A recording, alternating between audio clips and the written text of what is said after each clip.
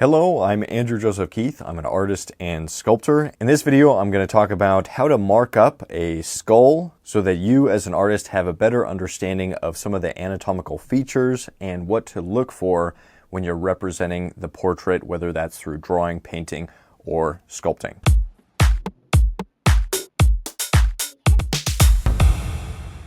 So these little skulls are skulls that I got off of eBay. If I can find links for these either on eBay or Amazon affiliate links, then I'll put those down below. I was just looking for basically the cheapest skulls I could find. So once you have your skull, I recommend starting with a center line that just travels around the skull and then to the back of the skull, just splitting the head from left to right side. And so this center line will start at the mental protuberance, or the chin that's on the mandible or the jawbone.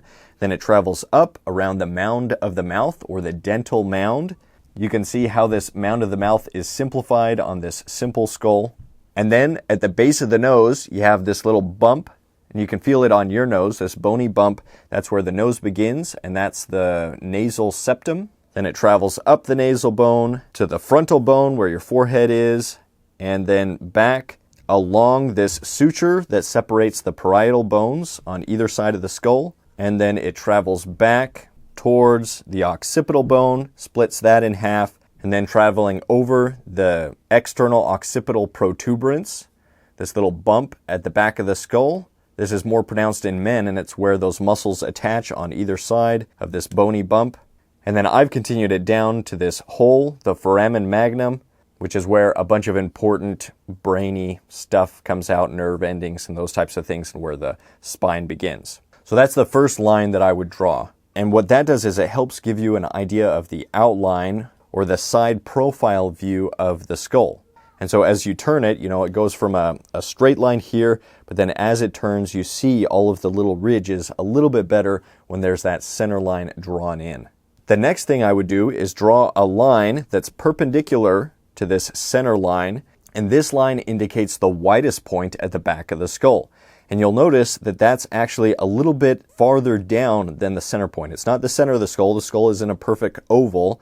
When you look at it from above, it's more of an egg shape that's wider towards the back of the head. So this line begins just behind the ear. You can feel, if you feel that bony bump just behind your ear, that's the mastoid process. And it's where the sternocleidomastoid muscle, this thick muscle of your neck, it's where that connects back behind the ear. And this is a really important muscle for portraiture. So this line starts at that mastoid process where the sternum right here, clavicle, mastoid process, sternocleidomastoid muscle attaches up behind the ear. And then it travels up perpendicular to that center line, all the way around to the other mastoid process on the other side of the skull. And so with just those two lines indicated, you have the widest point of the skull from the front view of the cranial mass, or this back mass of the skull. And then you also have that center line. So a lot of information. If you are sculpting the skull, for example, and you just put out walls of clay to represent just these two lines,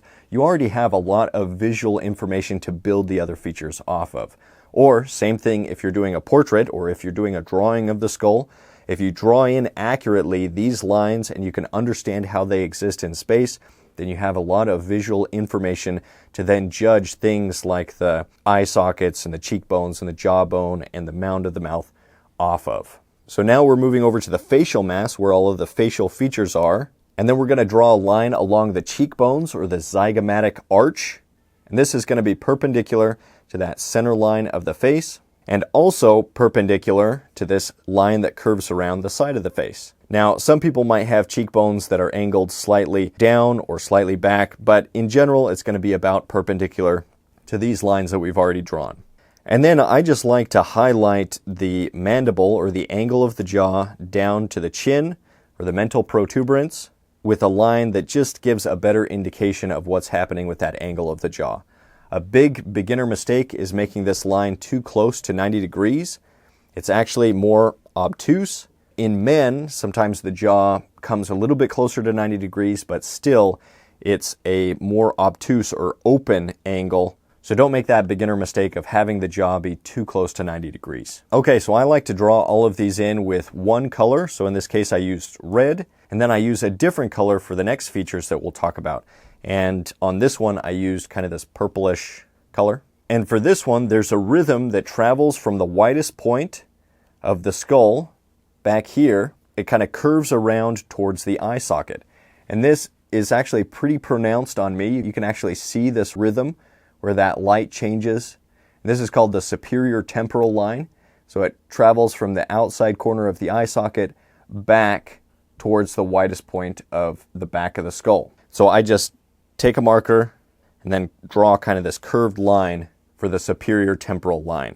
Then I'll follow that line down. If you continue this line down, then that's usually about where the zygomatic arch or the cheekbones change from the front plane to the side plane of the face. So if you imagine the face as one flat plane this way, and then the side of the head, one flat plane this way, and if you continue that rhythm down to the cheekbone, that's usually where it changes from the front to the side plane.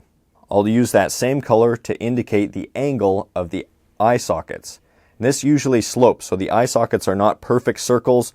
They're kind of sloping, more boxy in men and more rounded in women.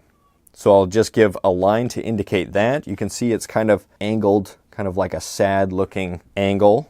I'll also do that plane change for where the mound of the mouth goes from the front plane of the mound of the mouth to the side plane. And so that's usually around where the canines are. So you can see I have pretty pronounced canines, these. And they're rounded at that front part, and then there's a plane change that happens around the canines, and then they travel more back towards the back of the skull.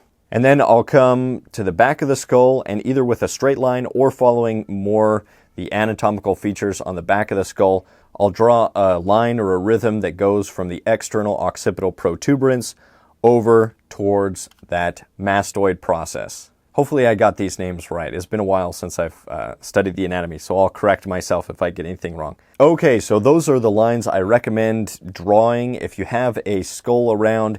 If you're struggling with some part of the portrait, you can take this out and make sure that you've established the structure of the head accurately by paying attention to these parts of the skull. Even though these were really cheap, I find them to be really handsome looking skulls, well proportioned, and I just kind of like them as skulls in general. I use these as a reference for this realistic skull sculpture that I did for the portrait sculpting course over at Proko.com/portrait sculpt if you're interested in that. And then I simplified this into a more simplified version of the skull, kind of stylized with some plane changes and some line work, which was also a really fun study. And whether I'm sculpting a realistic skull or a stylized skull or just sculpting the portrait in general, I'm focusing on the same structure that is the foundation upon which all of the facial features are built. And that's why it's so important to understand the skull as an artist. Okay, I hope you'll grab a skull and draw out these guidelines yourself so that you have a reference that you can refer to. If you're interested in more helpful diagrams, I definitely recommend checking out my ebook. It's under $10. It's an Artist's X-Ray Vision, the male figure. And that one has some diagrams that go over the skull as well as things to look for as an artist, as a figurative artist in general. I am working on the ebook, An Artist's X-Ray Vision, the female figure. There was a lot of people that reached out and let me know that they were interested in that. And so look out for that. It'll be coming soon. If you're interested in figure sculpting, then I recommend checking out the Figure Sculpting Fundamentals course over at Proko.com/sculpture. If you're interested in the portrait and you'd like to learn how to sculpt the portrait, then check out the portrait sculpting course at Proko.com/portrait sculpt. A big thank you to anybody that purchases those courses, to anybody that purchases the ebook or that uses the affiliate links if I can figure those out. As usual, stay creative, stay productive, and hopefully I'll see you again in the next video.